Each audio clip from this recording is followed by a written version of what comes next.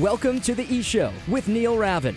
With over 1,000 NCAA commitments, the EHL is the proven path to college. Turn it up and learn more about the college placement leader at the Division II and III levels. Welcome to the E-Show. My name is Neil Ravin. This is episode number 3, brought to you by Gel 6, the official training aid of the E-Show. We'll bring in Jeff and Brittany now. A few days removed from the showcase, guys. Brittany, are you all recovered? Yes, definitely recovered. Showcase in I don't know how many days. 4, maybe 3. Jeff, how's the voice? It sounds a little better today. I got another broadcast to get back to 1 o'clock face-off today. And we got the EHLP. I finally got my schedule confirmed for this weekend. So I got another 7 games this weekend, Neil. Brittany, did you get a picture of Jeff when he was like inches away from Anthony calling that last game? Oh, no, man. But it looked a little tight. I'm not gonna lie. We needed to get pictures of that. That was an unbelievable setup. First time I've ever done something like that.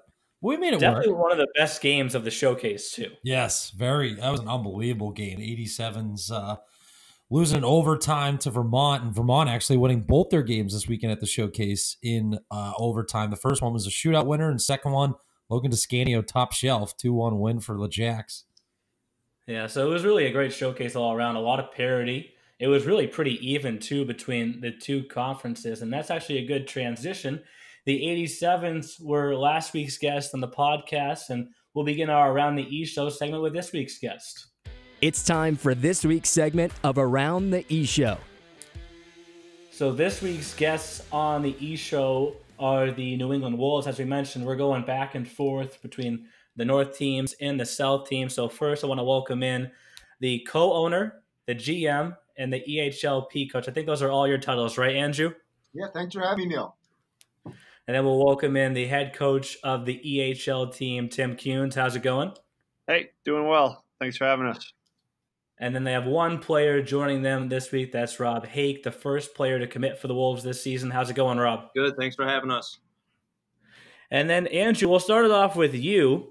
Obviously, we had a little bit of a hiccup yesterday trying to record this. But after we talked for a little bit, I went back and I looked across the league. And your organization is actually one of 2 organizations where there are co-owners and co-coaches, the other one being the 87s with Matt Kieran and Adam Hooley. How do you think that helps you guys out being co-owners and co-coaches with Tim?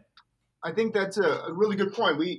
Tim and I, when we make our decisions, we make them based upon the hockey first. We're not making decisions with any other interest in mind other than getting our kids prepared for college, getting them to have successful seasons on the ice, and have the most successful program we possibly can. So our decision-making and our thought process is very different than some organizations where there may be a little bit different ownership structure. And Tim, you guys are clearly having the best EHL season so far to date. What do you think has been the difference between this year's team compared to previous year's team? Yeah, thanks. I think this year, I think we have a little more depth. Where last year we had some really good individual talent. Like last year we had Dom Marcinkevich led the league in goals. But this year we have a bunch of players that are over a point per game, and really we're much better at every position this season. And Rob, question for you. As far as how have you seen this team change since Andrew and Tim switched things up and took things over up there in Laconia around 2017? Just the whole program has gotten better. Like they said, the decisions towards the kids, it's about moving us on to college. The facilities have gotten better. Just all around, they've done a really good job, and they've made it easier for kids to come here and move on to the next level. And that's a great transition because, Rob, this is your final year of junior hockey. And my question's more for Tim. But, Tim, the steady progression that you've had over the years, how have you seen that impact your recruiting? Yeah, I think that only helps. Kids want to play for good teams and good programs. But I think really, like Andrew said, what we're focused on is the development of the kids as players and people. Like we want to move them on to college. At the same time, want to have those the players in our program to be prepared for that next level. So like when we're on the ice, we do skills every day. We do a team practice every day. We're in the gym every day. So we're really focused on kind of maximizing the potential of every player in our program and helping them not just get to college, but to make an impact when they step on campus. And Rob, you made the switch from the USPHL to the EHL. Out of the 19 teams in the EHL, what made you decide to go with the New England Wolves? The family atmosphere they have up here, it's all about buying into a system and being close as a group. And they go out and help in the community, and I really like to go out and help out where I can. And Andrew, as far as you used to coach the big EHL team, and then obviously last year you coached the EHL Premier team to a championship, what are some changes that you've seen yourself, and what went into that decision process as far as switching things up with Tim, being that you guys are co-owners, and how did that all come about? Well, when they started the program here in Laconia in 2014, I was the P coach. I coached at that level for a number of years, and that level fits my personality and works to my personal strengths, I think, really well.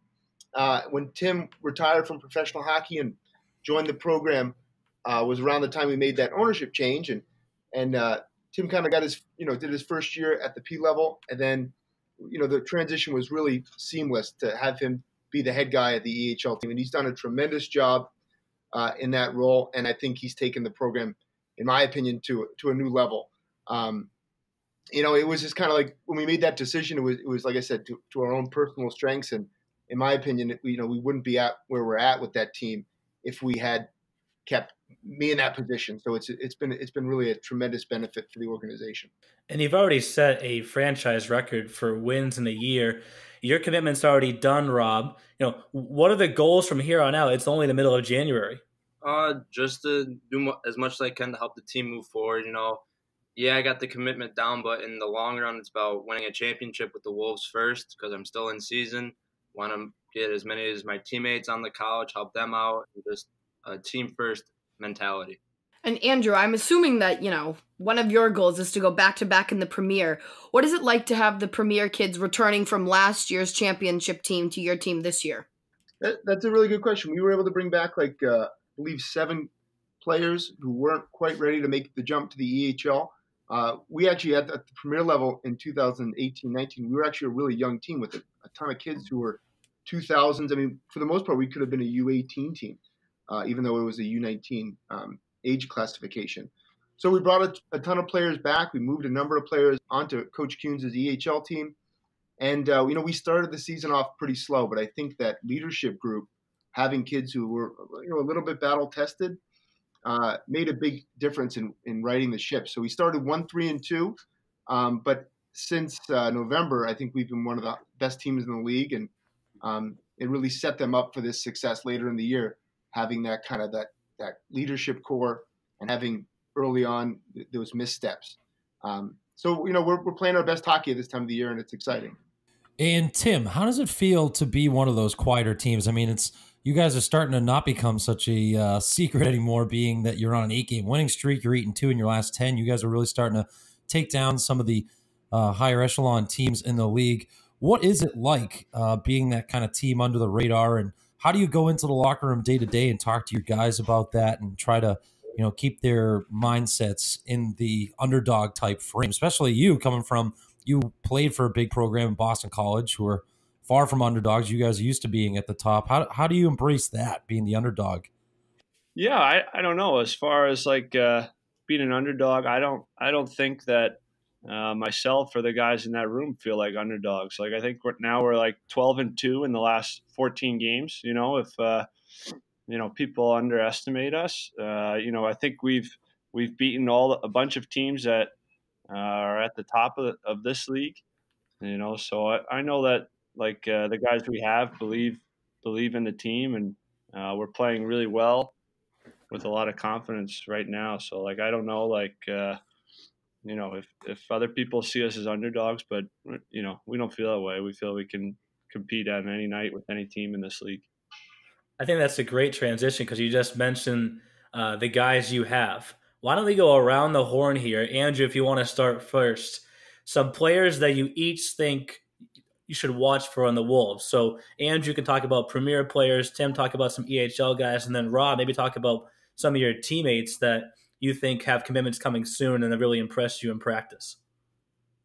Well, with our EHLP guys, when we took over the program, Tim and I, we always said our import players have to be some of our best players, that you can't have import players who aren't impact players. And certainly on the P team, we have 3 impact players who are coming from overseas, Herbie Zybots, Ricard Jelenskis, and Dmitry Nahorny from Belarus. And those kids are, fantastic kids in our locker room. They're some of our hardest workers, and they've been some of our best players on the ice up front. Now on the back end, Andreas Matika, he also was born in Czech Republic. He moved here when he was 9. He speaks like 4 different languages. And that kid's an awesome student athlete, but also he's a great leadership part of our team. And then in nets, Carson Gates is a returner to the program. He's from Buffalo, New York, and he's a great kid in the locker room. He provides leadership, and he's also been really solid for us in nets. So we think we got a good core with that group and a couple other pieces certainly on that roster. And then Tim, some EHL guys to watch? Yeah, some guys to watch. I think, when we said we were better at every position, one of those is on the back end there. You guys, obviously Robbie, who's here with us today, but we also have Julius Kvandal, who's only a 2001, who's close to a point per game from the back end. We have another young player is Kevin Bite, who's only been playing defense for about the past 8 or 9 games, which has also coincided with a lot of wins for our team. So he'll be an interesting guy to watch here going forward. And then Rob, has anybody stood out to you in practice, some of your teammates that you think the fans at home should keep an eye on? Yeah, a couple of guys have, like Jack Loran. He's really turned it up this season, him being a point per game. He's always working hard, always tough on pucks, always strong. And another guy is Matt Amante. He's always doing the right things, always in the gym, always pushing himself. On the ice, he's always trying to find ways to get the puck in the net or trying to make that extra move to get the opportunity. And then the last one's Tommy Condon. He's an unbelievable skater. People doesn't think he's fast, but in reality, you just give him that extra second and he's gone around you and he has a scoring opportunity at the cage. And then Andrew, we'll bring it back around to you again. We touched on it a little bit throughout the podcast so far. Obviously, you guys are up in Laconia. You have a huge community backing, and you're also back-to-back Humanitarians of the Year in the EHL. How does the impact that you guys have on the community and their impact on you impact the overall program? Well, I think that's one of the things that Coach Kunes and I realized that could separate our program from other programs. We know where we are. We're here in Laconia, New Hampshire. It's the smallest community in the entire league. And if we try to, pretend like we're something we're not, and if we're in a 2 or 3 sheet facility in a big metropolitan market, that's just not us. So we embrace being in Laconia, and we embrace our community. And I think that our community pays it back to us by attending our games and being rabid fans for our organization. So we do, like you said, we do have the JBT game that's coming up on the 25th. And, for that game, for the kids who are new to the organization, they're going to see 500 people in the building. They're going to see a pretty rowdy fan base. They're going to see some of the, prominent people in the community out here supporting that great cause. And that's a big part of our identity here with the Wolves. And it's something both Tim and I are really, really proud of. So, Andrew, how did JBT Night become one of the biggest events for you guys as an organization? And who do you think will be the shootout winner this upcoming year? Well, the event started in the 2015-16 season. I had just become a new dad for the first time, and I had known John Bradley Thompson pretty well and his family. And then seeing him pass away was really, really a tough thing. So we wanted to do something as a team to get behind that cause, and we created the event, which occurred in January of that year. In the first game we ever played for the JBT game, we beat the Vermont Lumberjacks 8-6. It was an unbelievable event, and it continued to grow over the last 3-4 years. This is the 5th year of the event, and it's the 4th year of the shootout. And the shootout makes a big difference in terms of how we raise money. And each person, gets a group of supporters to raise money for their individual shooter. And last year's champion was Jeff Darcy. He works for Jesse Thompson, and he's kind of the favorite going back to return as the shooter. We've had other guys like Mark Kumpel, NHL veterans like Derek Becker and Steve Leach shooting that, but they just can't beat Jeff Darcy. He's a local guy, and he goes out there and crushes it. So I think he might win again. And actually, this question is kind of for all of you guys. So we talked to the 87s last week. It seems to be the theme of the EHL this year is these hashtags that people are using on social media. They use hashtag 2 teams, 1 city. You guys have a hashtag that says Wolf Bite. Can you guys just go into how did that come about? What exactly does it mean? And just give us a little bit of the origin of how that came to be. I'm a pretty novice at social media. I've gotten better at it over the years. Brittany told me to stop using any wolves, to use hashtag Wolf Bite. And being that I don't know any better, I chose to do that. Is that a win-only hashtag? Because I see it mostly when you win, though, right? Yes, I'm not gonna. I guess if we lost, then it would be hashtag like bitten by the wolves.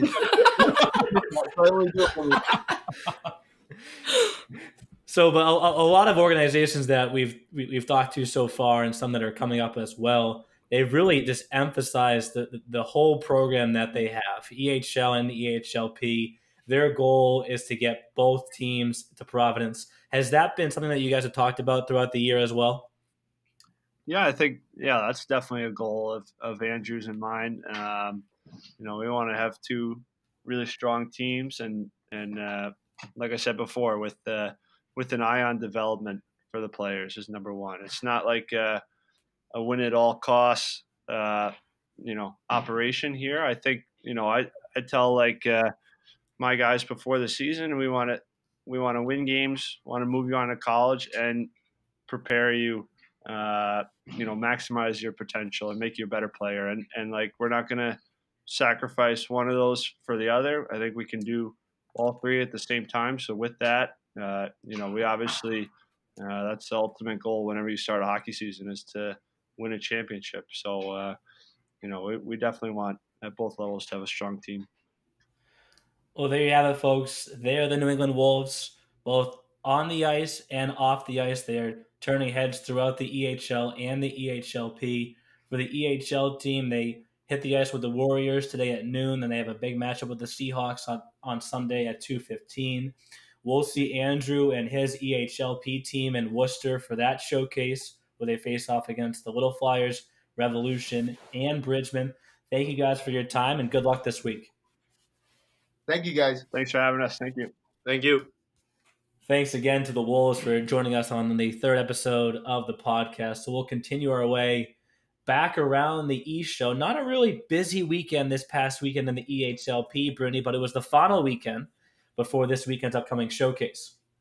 Yes, there was 11 games throughout the weekend. I'd say the game that was probably the most interesting to watch was the series the Avalanche had with the Rangers. The Avalanche took game 1 in overtime, but then the Junior Rangers came out the second day and shut out the Avalanche 5-0. So I'd say that was probably the best series of the weekend. And then I think just one thing to note is that the 87's premier team, I think they're on an 11-game win streak with their shootout win over the Revolution on Sunday. So I would say those were the 2 main things to discuss in the P. And with that win on Sunday night against the Revolution, they actually become the 4th longest winning streak in EHLP history. So they could, that's a record to watch. I know they've had a number of close games in there, winning in a shootout on Sunday night, but you never know. Maybe they keep things going. I know definitely they want to stay as the 1 seed as we head towards the postseason. And then transitioning, Jeff, maybe you want to start the 87's EHL team. Yes, they didn't win both games, but they were in probably 2 of the most exciting games for you over the weekend. Yes, they were. Coach Hooley and the bunch getting a tough shake there. They got called for a high sticking minor at the end of that second game that luckily was the hockey TV game of the week. I had the pleasure of having the 87's play-by-play man Anthony DiPaolo on with me. And as you mentioned earlier, we made it work on our tight little stanchion that we had built by Dave Thoralt, and but it really was, in all honesty, probably the best hockey game of the weekend. Logan Descanio ended up scoring on the power play after the 87s got called for that high sticking minor.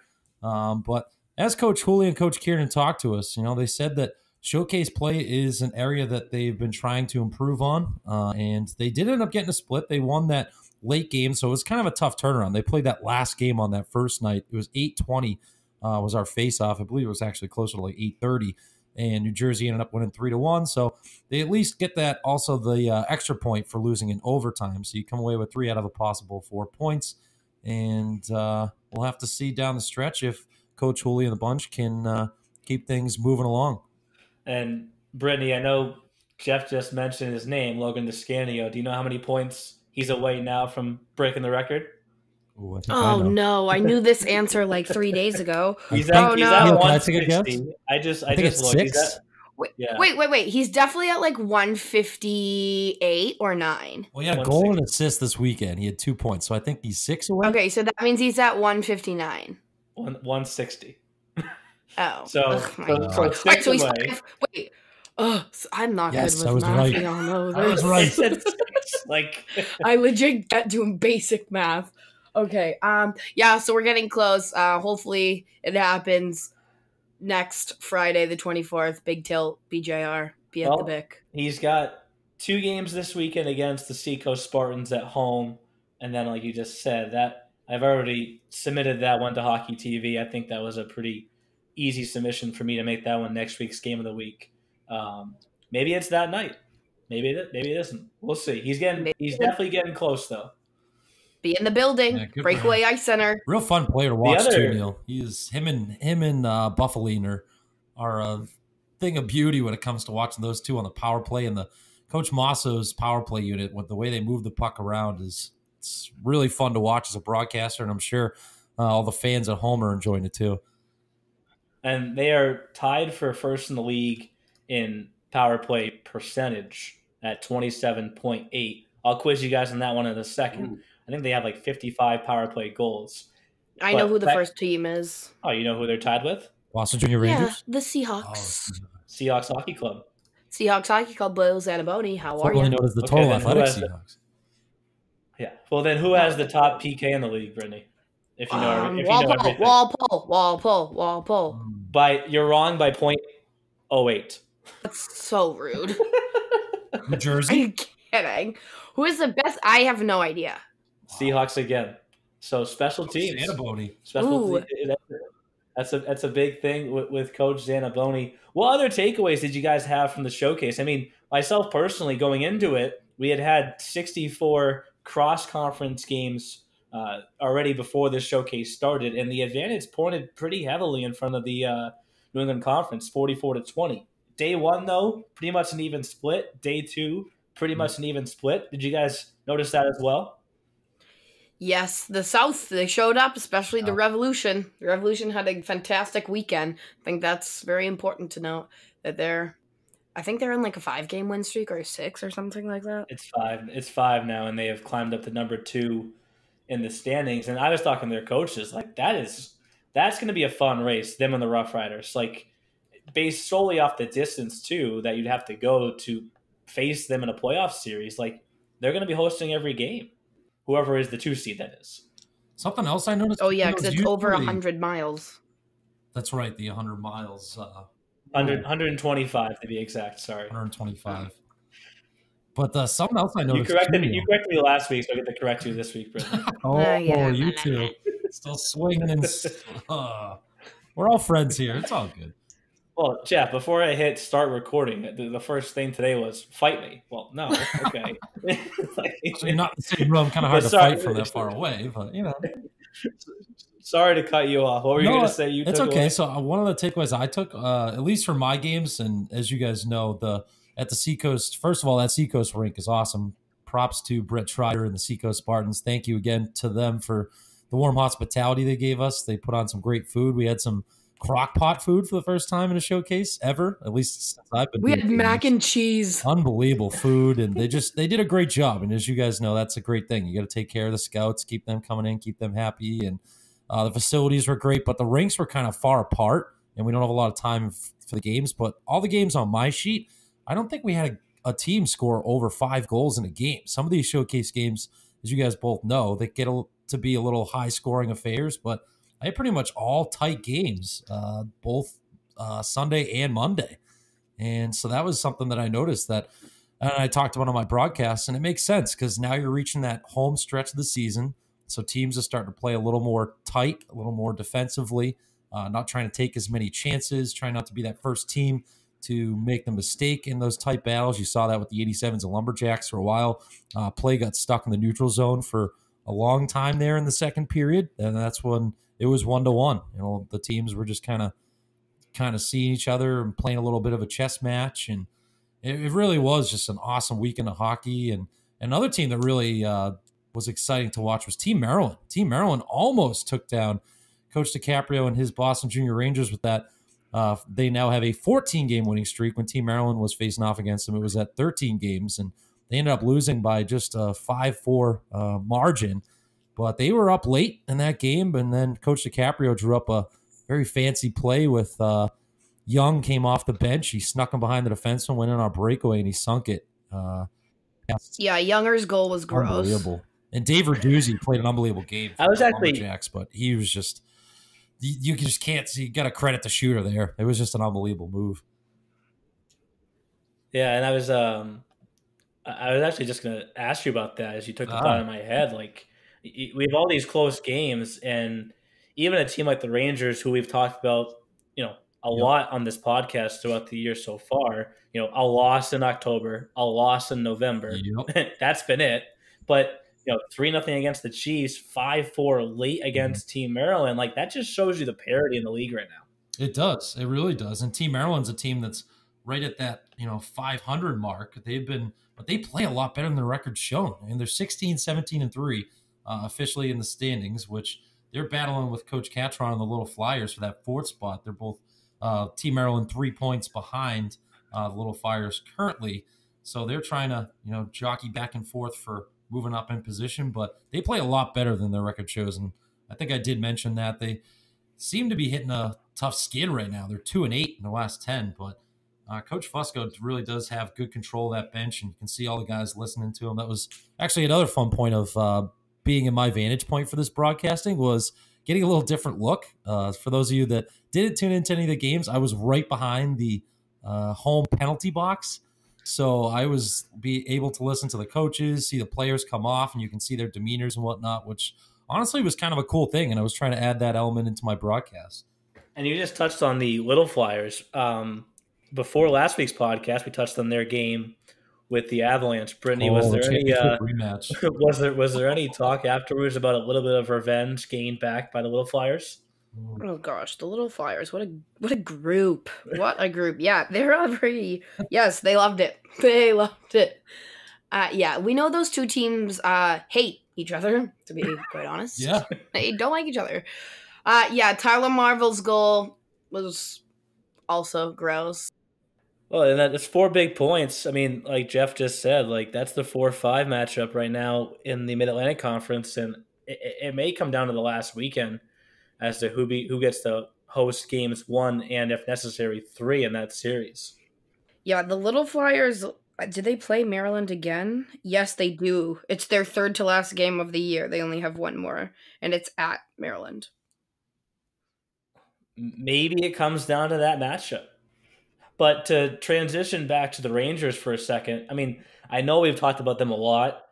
It's tough not to at 27-4-0. It's tough not to, though, right? I pulled Rich aside over the weekend, and I kind of put him on the spot, so I'll put you guys on the spot too. There are 3 – I keep updating our EHL record books throughout the season, and then there's 3 active records right now. And I said, Rich, which one of these 3 is realistic? So all-time wins, Billy Gerard has 36 all-time, meaning, going back however many years you're in the league, regular season plus postseason. So he has 36 total. The record's 51. Oh, wow. Brendan Brawley, Philadelphia Little Flyers. Ooh. Can he get the 15 wins is one question. Billy Gerard, for shutouts, has 6 shutouts. The record, same guy. Brendan Brawley, Little Flyers, 13 shutouts. The last record's the 14 straight wins. This one probably is the hardest one to get because the winning streak record is 30 games. Yeah. But like of those three, I loved asking Rich because Rich was like, he was like sweating responding to it. He's like, I don't know, man. Like those are all like, I mean, is Billy going to win 16 more games? Will he get 8 more shutouts? And then we win. It'd have to be 17 straight games to set the record. Like, I don't know. Maybe I can already say the 8 shutouts seems like a no. If I look at the rest of their schedule, there's like, I would say like 2 or 3 games he could probably get a shutout in. If you look at the rest of their schedule. And this is this fascinating debate about that we've touched on. We didn't talk about it as much with the Wolves. I mean, they're still in line for possibly the 4 seed, which would give them a bye from the play-in round. Like, how are these teams going to manage their rosters and get other guys in and get backup goalies in to be healthy when it gets time for March? Because, yes, you want to earn a first-round bye, but, like, if you don't, are you going to be worn out? If you do, are you going to be rusty? This is going to be fascinating to watch. Well, Rich had told us that too, Neil. He had said that was part of our conversation in the first episode, that everyone can go catch on Spotify if you missed it. Spotify, Apple, iTunes, Sounder FM, YouTube, pretty much any way you can find it, Neil's put it. But that was one thing that he said to us, right, was he told Billy, listen, you're not going to lose your job this year, and you're going to have to play the majority of these games. And then I'm pretty sure that he had said that in the interview, that they're going to ride Billy throughout the stretch. But that is a fascinating question, knowing all these records are on the line and checking those off. The shutouts, there's no way. They have to play the Lumberjacks 4 times. You get the Avs a couple of times, Walpole Express. Those are just too good of teams. There's no way that, as good as Billy is, love the kid, and he's fun to watch, but I would be shocked. And I'm sure maybe he'll use that as some motivation, maybe to try and prove us wrong, but 8 shutouts against all those teams that's going to be tough. The wins, possibly, because Coach DiCaprio said he's going to ride them throughout, so that could probably be the 1 out of the 3 that I think he might get. But yeah, that's a really tough question to answer, and that's why those coaches get paid the big bucks, and we'll just sit here behind the microphones and do our broadcasting thing, because that is not something I would want to be involved in. And so the people at home can know, as I mentioned, it's Brendan Brawley with the record, 51 wins all time, playoffs plus regular season. So for Billy, look at it like this. Obviously, you're going to have to win games down the stretch, and then if you were to assume they win the championship, right, that would mean a max of 6 wins in the playoffs, which would then mean you have to win 12 games in the regular season. It's possible, but the question is, when does there become a target on the Rangers' back? Like, someone wants to take these guys down. Maryland almost did. Oh, there's already a target. Yeah, the target is there. The target is present. Yep. So okay, Brittany, who has put the target on their back? Vermont? Oh God, is that even a question? You can't look past Kunes this weekend. You got to play those 2 games first.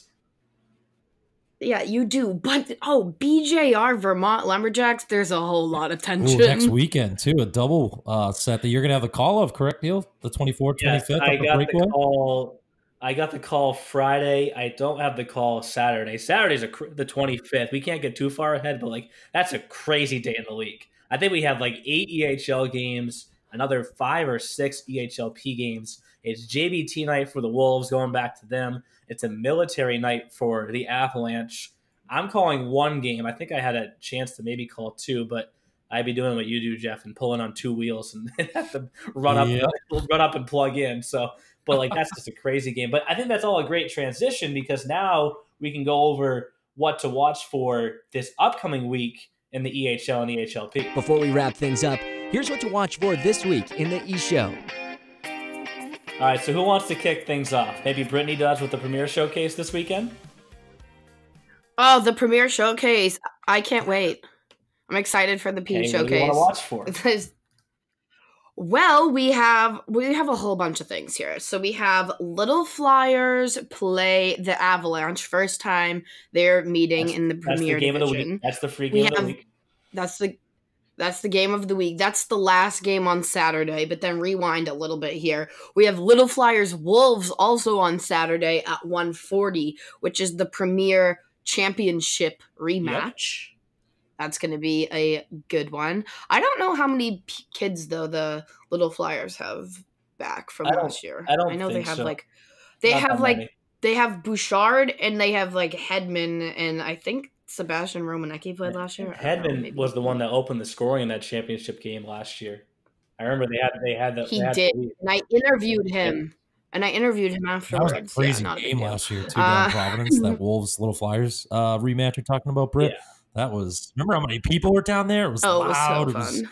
It was louder than our EHL championship. I felt like there were so many people down there. The Wolves travel well. The Laconia following. The Wolves awesome. Mafia is so strong, though, isn't it? It makes the call so much better as a broadcaster. You're getting chills and excitement and trying not to lose your voice, and it's really exciting. And that shit. Unfortunately, I don't have the call that game. I was actually just looking at my schedule to see if I have that one. I do not. You know what's funny? Still, I actually looked back at that box score the other day, and I still think of that game as a 3-2 hockey game. The final technically was 4-2 because it was 4-2 because technically Alex Carpenter scored an empty net goal with 0.8 seconds left.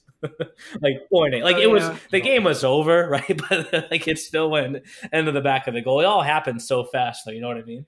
It's really such a crime, though, too, because that really was more of a 3-2 game, not a 4-2 game. So it's kind of a crime when you look back at the box score and see it was a 2-goal, even though you can look and see it was an empty netter. But, not a lot of people will do that. What other games should we watch for at the Premier Showcase, Brittany? There's the Avalanche Railers, and the Railers beat the Avalanche a few weeks ago. So that will be a good one. They could possibly both be in – that could be a not championship. What am I saying? That could be a – playoff match.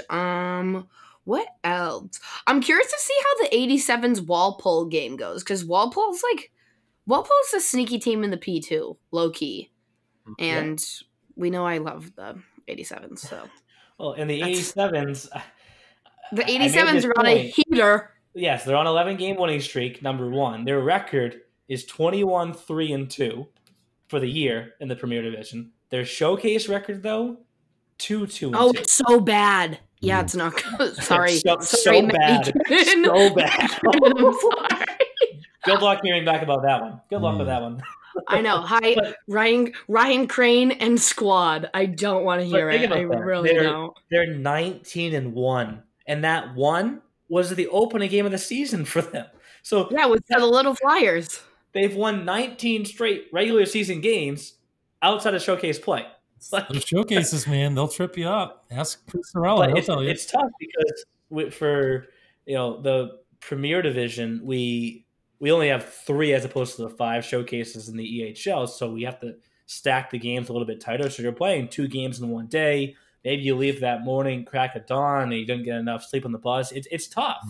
It's tough. And for the 87s, I'm sure they'd like to close out this one with a little bit of a statement. I think their schedule, let's go to it now. On the 18th, they have 2 the first day, 11:25 and 3:55, and then just 1 the second day, 12:40. So maybe we could have asked them this, like, would you rather play 1 game day 1 and then 2 games day 2? Like, do you want to get up there faster or do you want to get home faster? It's a tough question. I feel like I would rather play 2 games the second day. So you can, get built up into it a little bit, kind of get warmed up. Right, so you can not just get off the bus and play 2 games. Playing 2 the first day is tough. That's like getting off the bus playing 2. That kind of, and it's day 1, so then you're kind of exhausted. Day 2, you come back and maybe lay an egg because you're just gassed. Well, it is 1 period less, right? If for the 2 games on Saturday, it's 50 minutes and 50 minutes. So collectively, you save 20 minutes, if we want to call it that. Yeah. But hey, you know what? Pressure's on, man, because it just like in the EHL division, the battle for playoff positioning is huge. That it goes without saying, the higher up you are, the better matchup you get. You get to play at home. For the 87s, it's all about staying as that 1 seed, and we can talk about it. I mean, the 2-3 matchup, someone's going to get the Revolution, and Brittany touched on it a little bit. Their premier team is retooled, and they're dangerous. I mean, it goes without saying. You'd rather face the 4 seed than the 3 seed. Yeah, so the 87s barely won.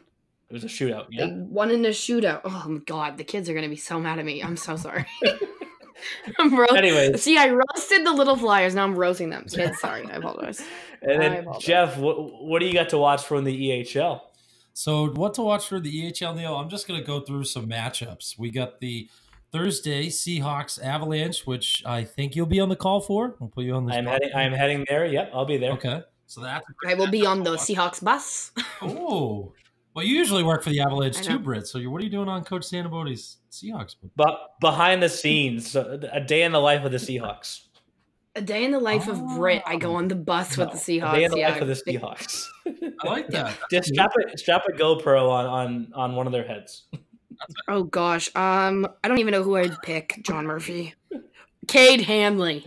Day in the life of Cade Hanley. What a day that would be. But that matchup, Neil, is huge because that's the 3-4 positions. Seahawks currently sitting at 48 points, 24-10-0, and the Avalanche 21-8-3. Avs do have 2 games in hand, but just 3 points separating those two. So that's a huge matchup to watch out for. And I'm sure it's going to be a great game for you to call. So congrats to you. And let's see. The other matchups I was looking at, Express Avalanche. That's another tough game on Saturday. This Saturday coming up because the Express are trying to continue their push up the standings. And what do you know? They're 2 points behind the Avalanche. But again, New Hampshire has 2 games in hand on Walpole, just like they do with the Seahawks.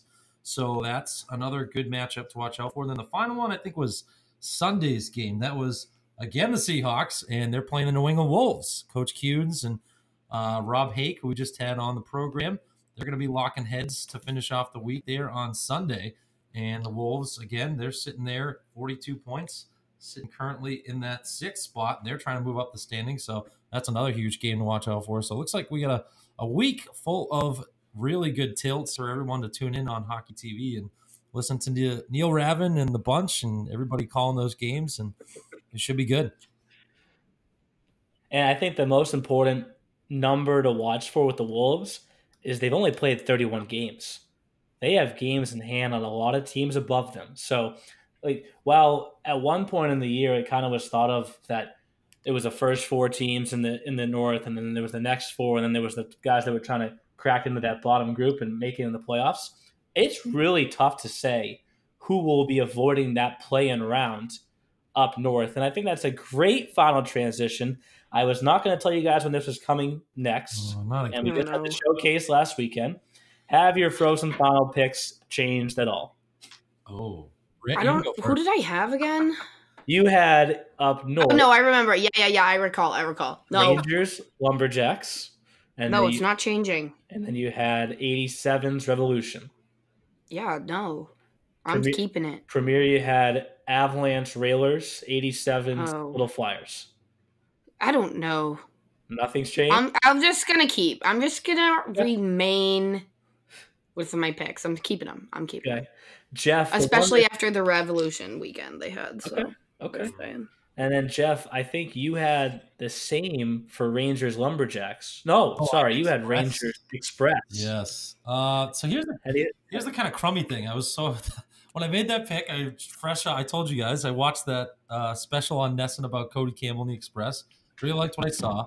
Sad thing is I've called like probably 1 Express game all season. So pretty much just following through the box scores and the games that Jim McCabe's called, and just kind of watching from afar. Jim. So kind of hard to really, I don't know. And then seeing the teams that I've seen, I really liked what I saw from the Lumberjacks this weekend. I might have to bump them into my second pick, make it Rangers Lumberjacks from the New England. And then looking at Mid-Atlantic, I picked 87's Rough Riders. 87's I'm definitely going to stick with. Still like what I'm seeing down there in New Jersey from them. Revolution are starting to get a little hot. Saw them this weekend come up with a couple of wins. They got a showcase sweep. They're 9-1 in the last 10, and their team we've seen in Providence the last few years. And it was able to call a couple at least one of those Rough Riders games. They're still 8-2 in the last 10. Why don't we shake it up there too? We'll go 87's Revolution, and then up top Rangers Jacks. Okay. Do I have to update mine, Brittany? Yeah, Neil, you had to update. Yeah, you don't get away with this. Just because you asked it doesn't mean you get away with it now. Yeah, Yeah, Neil. I'll stick with Rangers Seahawks in the New England Conference. I will stick with what I had down south, 87's Rough Riders.